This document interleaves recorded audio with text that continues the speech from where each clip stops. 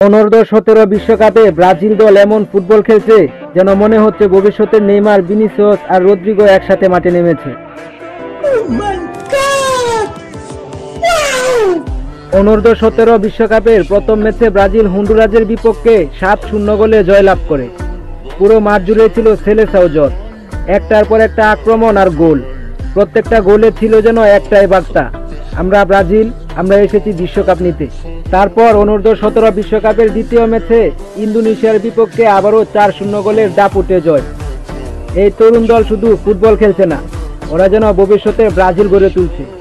দ্রুত পাস, নাচের মতো ড্রিবলিং আর চোখ দাদানো ফিনিশিং দেখে মনে হয় নেইমার বা রদ্রিগোর উত্তরসূরিরা হয়তো এই দলে জন্ম নিচ্ছে। অনূর্ধ্ব-17 বিশ্বকাপের এবারের আসরে 2 ম্যাচে 11 গোল করে বিপরীতে হজম করতে হয়নি একটি গোলও। এটাই বলে দিচ্ছে এই দলের আত্মবিশ্বাস, রিদম আর তাদের রক্তে মিশে থাকা সাম্বার সুর। 2 ম্যাচ শেষে 6 পয়েন্ট নিয়ে ব্রাজিল ইতিমধ্যে অনূর্ধ্ব-17 বিশ্বকাপের নকআউট স্টেজ নিশ্চিত করেছে। এখন সামনে জাম্বিয়া, আর এই ম্যাচ জয় মানে পূর্ণ 9 পয়েন্ট নিয়ে নকআউট স্টেজে যাওয়ার সুবর্ণ সুযোগ। আগামী 10 নভেম্বর রাত 8:30 গ্রুপ পর্বের শেষ ম্যাচে জাম্বিয়ার বিপক্ষে মাঠে নামবে ব্রাজিল।